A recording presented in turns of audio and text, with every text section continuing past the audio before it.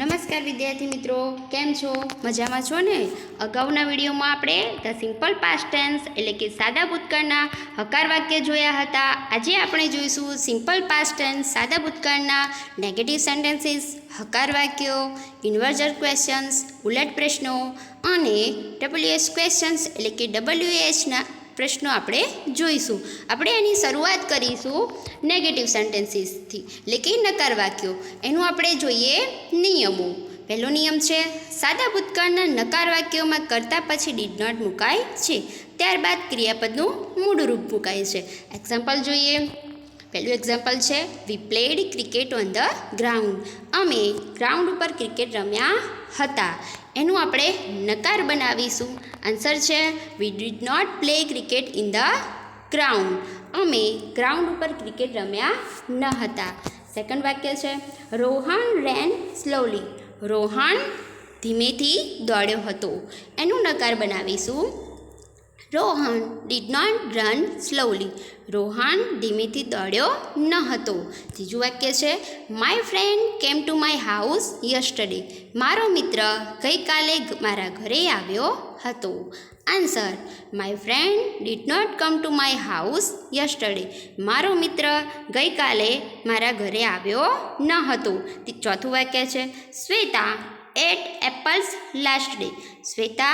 શ્વેતાએ ગયા દિવસે સફરજન ખાધું હતું. Answer Shweta did not eat apples last day. હવે જોઈએ આપણે ત્રીજો પ્રકારનું વાક્ય ઇન્વર્ઝન ક્વેશ્ચન્સ એટલે કે ઉલટ પ્રશ્ન. એના નિયમ જોઈએ. નિયમ છે ઉલટ પ્રશ્ન વાક્યની શરૂઆતમાં ડીડ મુકાય છે, ત્યારબાદ કર્તા મૂકી ક્રિયાપદનું મૂળ રૂપ મૂકવું. બીજો નિયમ છે ત્યારબાદ અન્ય શબ્દ લખી પ્રશ્ન ચિહ્ન લખવું. એક્ઝામ્પલ જોઈએ એના. પહેલું એક્ઝામ્પલ છે the monkey jumped over the roof. વાંદરો છાપરા ઉપર કૂદ્યો હતો. એનું આપણે બનાવીશું inversion question. Did the monkey jump over the roof. શું વાંદરો છાપરા પર કૂદ્યો હતો? Second Naveen went to Simla. Naveen Simla ગયો હતો. Answer did Naveen go to Simla. શું નવીન સિમલા ગયો હતો? ત્રીજું વાક્ય છે મોના બ્રોટ બેંગલ્સ યસ્ટરડે. મોનાએ ગઈકાલે બંગડીઓ લાવી હતી. Answer did Mona bring bangles yesterday. શું મોના ગઈકાલે બંગડીઓ લાવી હતી? હવે જોઈએ આપણે એનો છેલ્લો પ્રકાર એટલે કે WH ક્વેશ્ચન. WHથી શરૂ થતા પ્રશ્નો. વિદ્યાર્થી મિત્રો, ખાસ ધ્યાન રાખજો કે તમારી પરીક્ષામાં WH ક્વેશ્ચન બનાવો એવો પ્રશ્ન પૂછાય છે અને ધોરણ 10ની અંદર એના 3 માર્ક્સ છે. તો બધા જ આમાં ખાસ ધ્યાન રાખજો. આપણે એની જોઈશું વાક્ય રચના. એની વાક્ય રચના 2 છે. આપણે પહેલી જોઈશું ભૂવાળી. એટલે એમાં જોઈએ ભૂ પ્લસ ક્રિયાપદનું ભૂતકાળનું રૂપ પ્લસ અન્ય શબ્દો plus question mark.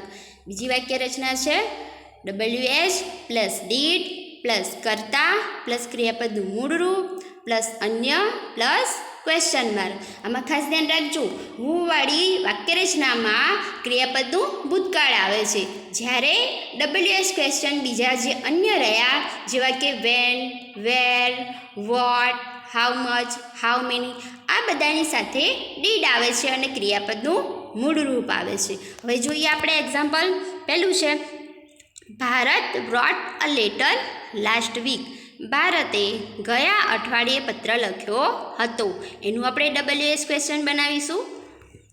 Who wrote a letter last week.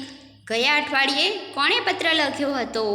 બીજું વાક્ય છે Richa drew a picture yesterday. રીચાએ ગઈકાલે ચિત્ર દોર્યું હતું.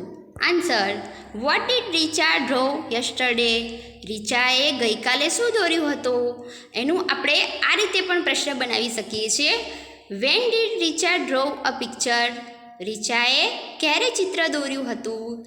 ત્રીજો પ્રશ્ન I kept my purse on the table. મેં મારું પર્સ ટેબલ ઉપર મૂક્યું હતું. Answer where did you keep your purse. તે તારું પર્સ ક્યાં મૂક્યું હતું? આમાં મિત્રો ખાસ ધ્યાન રાખજો, જ્યારે આઈથી પ્રશ્ન પૂછ્યો હોય અને આપણે એનું WH ક્વેશ્ચન બનાવવાનું હોય ત્યારે આઈનો યુ થઈ જાય છે, અને જો વાક્યમાં યુ હોય તો એનું WH ક્વેશ્ચન બનાવીએ ત્યારે યુનું આઈ થઈ જાય છે. એમાં તમારે ખાસ ધ્યાન રાખવાનું છે. ચોથો પ્રશ્ન છે, they drank 2 glasses of water. તેઓએ 2 ગ્લાસ પાણી પીધું હતું. Answer, how much water did they drink. તેઓએ કેટલું પાણી પીધું હતું. આગળનું વાક્ય જોઈએ. The child liked the red pencil. બાળકને લાલ પેન્સિલ ગમે છે. Answer, which pencil did the child like. બાળકને કઈ પેન્સિલ ગમે છે.